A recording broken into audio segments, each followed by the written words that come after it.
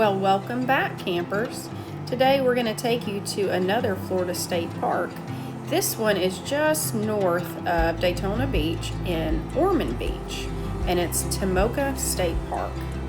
It was once home to Native Americans. Tamoko State Park's very popular for canoeing, boating, fishing, and camping. Let's go get checked in and we'll show you around this 2,000-acre property. We're going to be in site number 7.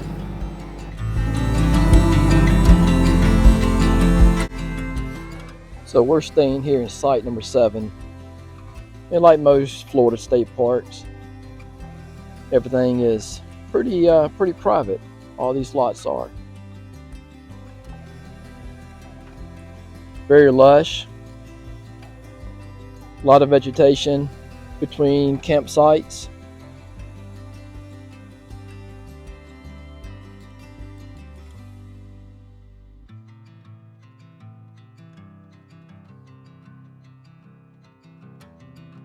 We did hang up some Christmas lights for Christmas.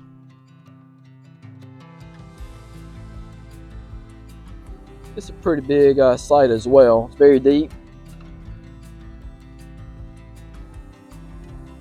Although most sites out here will only take up to a 35-foot camper or RV,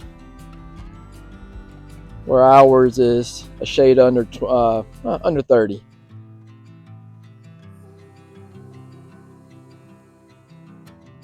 There you can see the water hookup and the power hookup. No sewer out here though. So as I told you, this was Native American land. This is Tamoko Point. It's where the Tamokan village known as Nokoroko, you guys give me some grace with these pronunciations, but it may have stood 1,000 years ago. Well, at least until the arrival of the Spanish. The village was first visited by Spanish explorers and led by Alvaro Mexa in the early 1600s. Those explorers wrote that the Tamoko were of goodly stature and covered in many tattoos. The Tamokans lived throughout the villages of Northeast and Central Florida, making them the predominant Native American group in the area. This village was one of the largest villages visited by the invading colonizers of Florida. This long-vanished tribe is honored here with a huge public art installation in 1957 by Frederick Dana Marsh. They call it the Legend of Tamoki. It features Chief Tamoki at the top of a wall of warriors. So Tamoko State Park is one of the larger state parks we've stayed at. It feels like miles from the statue and the outpost to where the campsites are. It is sandy, so we didn't bring our bicycles because we have road bikes. If you have like a fat tire bike, it would be better to be able to traverse the park. There are a lot of trails. There is kayaking and canoeing and river boat type tours that you can take from the outpost. The outpost is adorable, but they do not allow you to film inside. But they have all of your camp needs as well as stuff you didn't know that you needed, like fun plants. This is the super cute Tamoko Outpost. This store is adorable. They have everything in it, but as we said, they do not allow filming inside. So here's just a few shots from the outside and the area where you can put your canoes and boats in the water.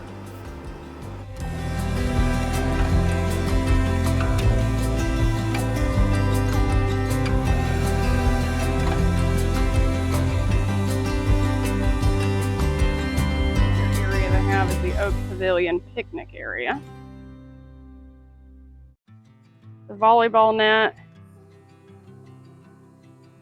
some picnic tables. There are restrooms further down, as well as there's more lake access with fishing spots.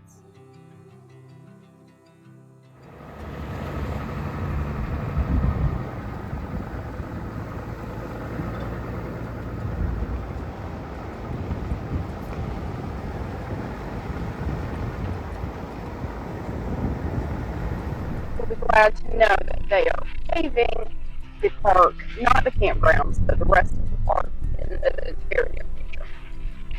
All right, we're about to go mudding.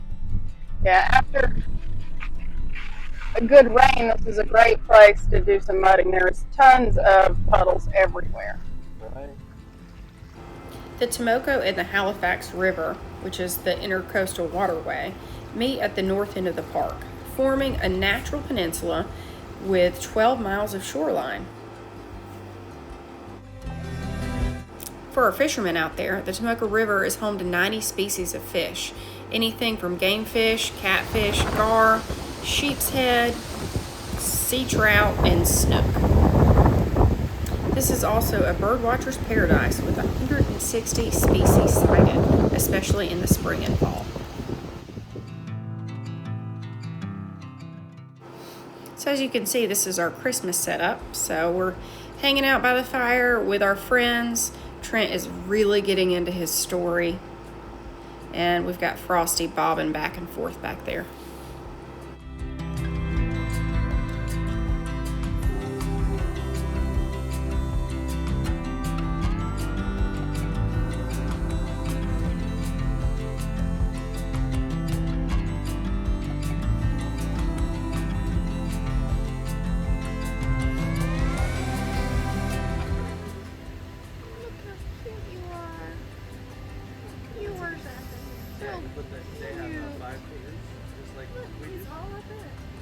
He goes like this, like starts shaking him.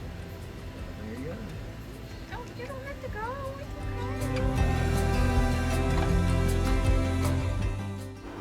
okay. Guys, we can't say it enough. Get out and explore. If it's one of the 175 state parks in Florida, start there. If not, wherever you live. This world is a great, big, beautiful place, and it is meant to be discovered.